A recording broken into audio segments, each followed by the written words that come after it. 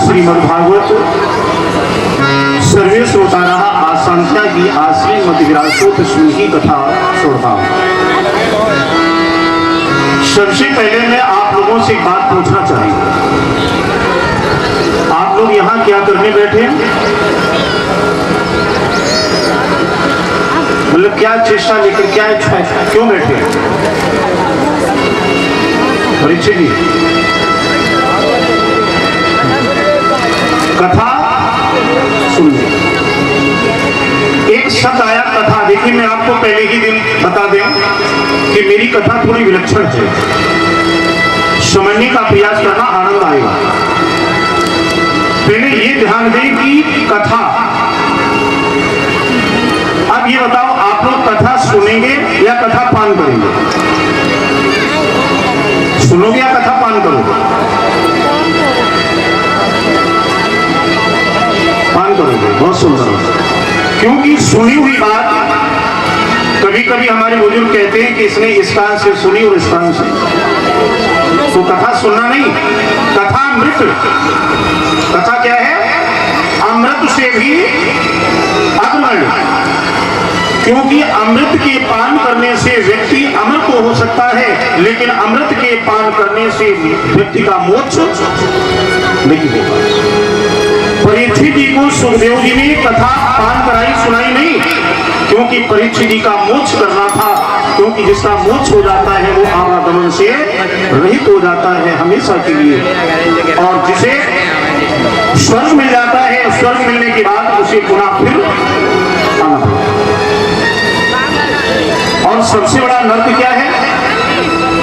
सबसे बड़ा नर्क पुनरपि जन्मम पुनरपि मरणम।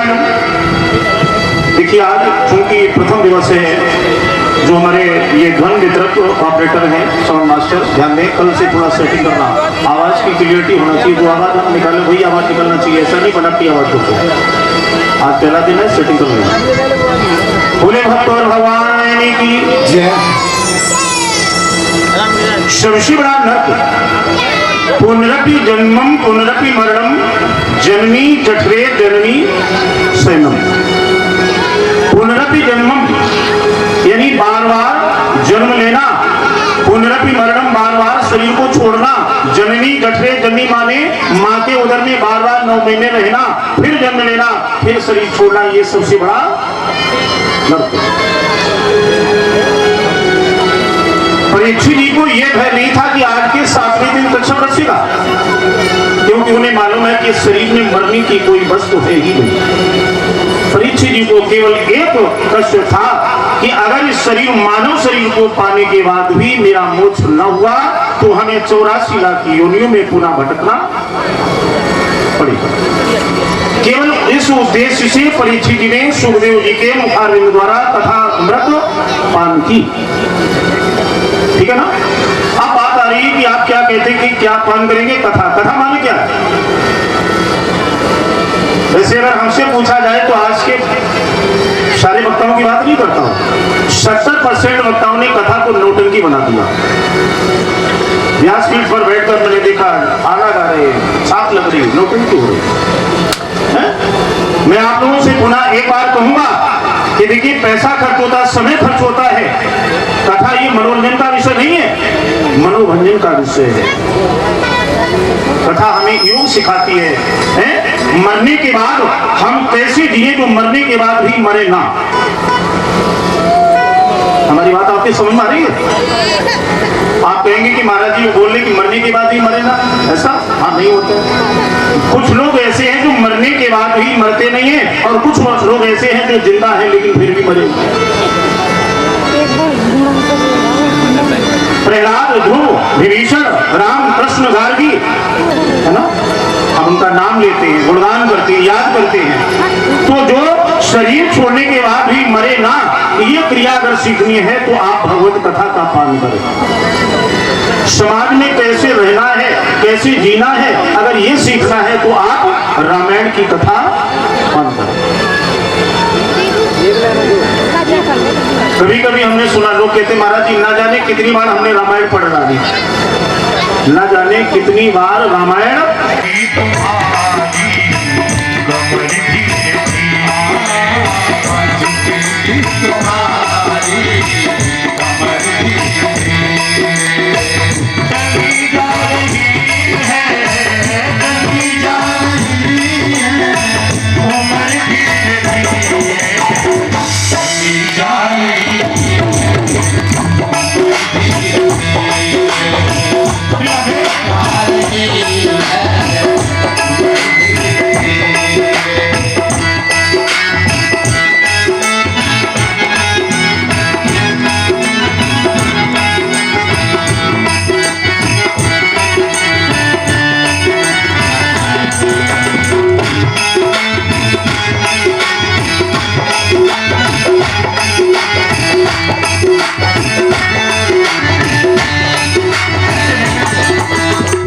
देखिए वो भक्त ताली बजाएं जिनके हाथ और ठाकुर जी की कृपा से ठीक हो ना।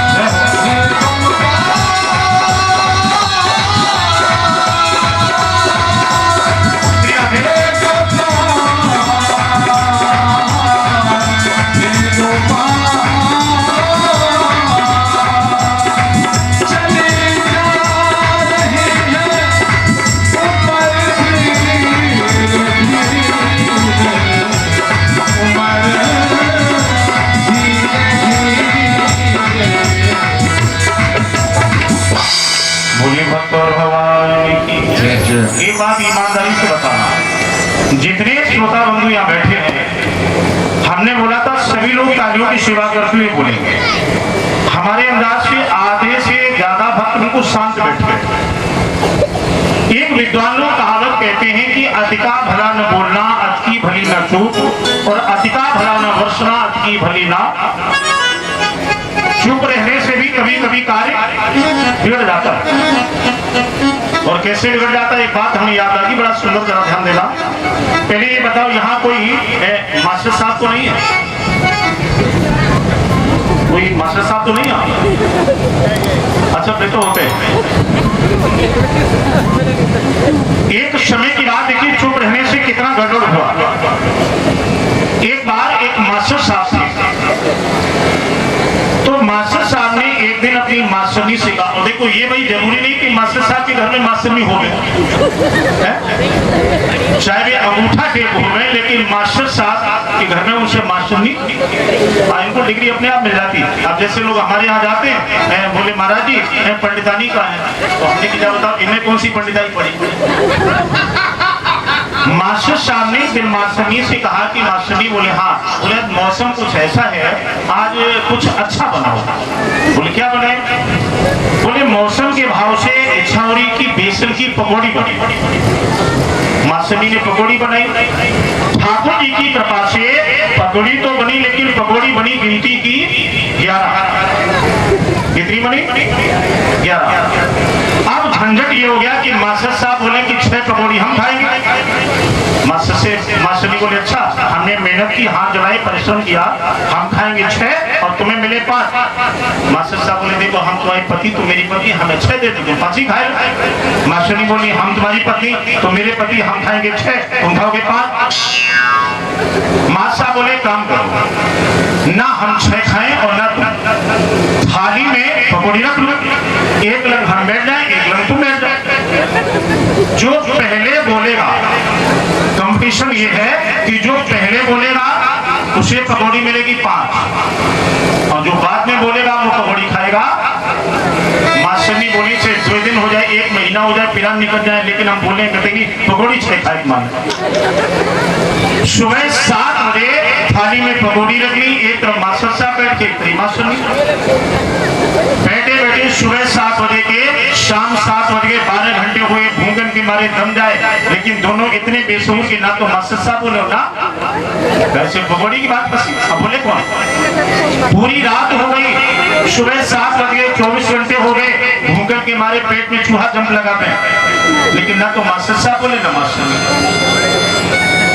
अब हुआ क्या, जिस विद्यालय में ये मास्टर साहब पढ़ाते थे, उस विद्यालय में 11 मास्टर होते, और बाद में ये मास्टर साहब। तो वो 11 टीचर विद्यालय में आए, बच्चों से पूछा बच्चों ये बताओ वो फलाने मास्टर साहब क्यों नहीं आए? बच्चों ने कहा सर मुझे तो नहीं मालूम। 11 मास्टरों ने कहा छुट्टी लेकर गई नहीं, अचानक क्यों नहीं है, बात क्या है? बोले जाओ 2-3 विद्यार्थी गए और मास्टर साहब के घर जाकर पता लगाओ। स्कूल के 2-3 बच्चे आए, पड़ोस के मास्टर साहब का मकान था, तो बच्चों ने आकर देखा कि थाली में पकौड़ी रखी, एक लोग मास्टर साहब, एक लोग मास्टरनी। स्कूल के बच्चे हाथ जोड़कर खड़े हुए, बोले मास्टर साहब। और मास्टर साहब देखे स्कूल के बच्चा बुलाए रहे, लेकिन बोले नहीं गए। अब तो ये पकौड़ी की बात बस। बच्चे बोले बहन जी मास्टरनी जेब नहीं हुई। बच्चे स्कूल में गए, 11 मास्टरों ने पूछा भाई बताओ मास्टर साहब क्यों नहीं आए? बच्चे बोले मास्टर साहब हमें याद लगा था कि तरह तरह की बीमारियां चली, अभी एक कोरोना की बीमारी निकली, हमें लगा था ऐसी कोई बीमारी दौर पड़ी जो आंख ही खुली रह गई और दोनों लोग बैठे बैठे गोविंदा मर गए। 11 मास्टरों ने सोचा भाई अपने डिपार्टमेंट की बात, चलो चलकर देखें बात क्या। तो 11 मास्टर चल करके आए, पकौड़ी रखी थाली में, एक तरफ मास्टर साहब, एक तरफ मास्टर नहीं। 11 टीचर बोले मास्टर, अरे मास्टर साहब, ये मास्टर साहब। और मास्टर साहब देखें कि 11 मास्टर हमारे डिपार्टमेंट की बुला रहे, लेकिन बोले नहीं था पकौड़ी वाली बात। 11 टीचर बोले बहन जी मास्टर नहीं जीव ना बोले। 11 टीचरों ने सोचा भी हमें लगता वास्तव में दोनों मर गया है, और हमारे डिपार्टमेंट की बात इनके घर घर पर भी कोई है नहीं, बच्चे हैं नहीं, तो चलो हम ही इनका अंतिम क्रियाकर्म करें। फटाफट हरी हरी बांस तैयार, 3-3 जगह वाले हेलीकॉप्टर 2 तैयार हो गए। और जे इतने बेसूर के देखें मेरी तैयारी हो रही, लेकिन बोले एक पगड़ी घुमा गए। 2 अर्थियां बनी, 11 टीचरों ने उठा करके एक पर बहन जी को रख लो, एक पर मास्टर साहब को, ऊपर से डाला कफन, रस्सी लेकर कसने लगे। अब चुपा धरे धरे कसे, लेकिन बोले 4 टीचरों ने कंधे पर रखा बहन जी को, 4 ने मास्टर साहब को, और लेकर के शमशान को चलने लगे। पीछे से सारे गांव वाले हो गए, आवाज लगाते जा रहे, राम नाम सत्य है, सत्य कहे मुक्त है, राम नाम सत्य है। मास्टर साहब बोले कतई नहीं, ना राम नाम सत्य, पकौड़ी सत्य है। शमशान पर पहुंचे, दोनों अथियां उतारी गई, स्नान करवाया, एक जगह जमीन साफ की, मास्टर साहब को लटाया, बगल में मास्टरनी के ऊपर से लकड़ी ईंधन कंडे बिल्कुल तैयार। अब उनमें वो सबसे बड़ा अध्यापक था, उसने कहा कि हम बड़े तो अग्नि हम ही लगाए। तो जैसे ही टीचर ने माचिस की तीली लेकर के और जलानी चाहिए अग्नि, अंदर से मास्टर साहब की नजर पड़ी, बोले जाए इतनी बेसुर है कि जिंदा जल जाए, लेकिन बोले नहीं हमें ही बोलना पड़े। मास्टर साहब ने उठाओ हाथ, और बगल में मास्टर ने लेटे मारी कोहनी, बोले उठो तुम खाए ले 6, हम 5 ही खाएंगे। ये कहकर उसमें से निकल पड़े। तो 11 मास्टरों ने ये सोचा कि ये दोनों मर गए रहा है, हमें लगे ये दोनों बन गए भूत। सोचा कहा कि 6 मास्टर तुम खाए लो और 5 मास्टर हम खाए लेते। तो 11 मास्टर भागा भाग, ये दोनों पीछे पड़े, रे भैया मास्टर साहब खड़े हो जाओ, खड़े हो जाओ, बात सुनो। 11 मास्टर कहा पागल का नहीं मन रहा, तुम लगे भूत। हो जाता कि 6 मास्टर तुम खाए लो और 5 हम खाए लेते। दौड़ते दौड़ते आए घर पर लौटकर, तो देखा तब तक आया कुत्ता, पकौड़ी कर गया सास। मिला क्या? चुप रहने से मिला नहीं, बच गए, चटर मटर होते, भूल गए होते। तो इसलिए ध्यान रखें, जब भी भजन बुलाया जाए तो जरूर बोल दिया करें प्रभु का भजन, क्योंकि कलयुग केवल नाम 18 सुमिर सुमिर नर उतरे। चलिए ऊपर निकालो जा, बोले राधा रानी सरकार की जय, बोले बांके बिहारी लाल की जय। आइए मशीन में घुसते दूर से बोले मशीन, एक बार ऐसा मालूम हो जाए कि आप लोग बंदा बन बैठे हुए हैं, उसके बाद आगे ले चले कथा पर। मशीन में सुनते जरा बोले, और मिश्री से मीठो नाम हमार राधा रानी को, मिश्री से मीठो नाम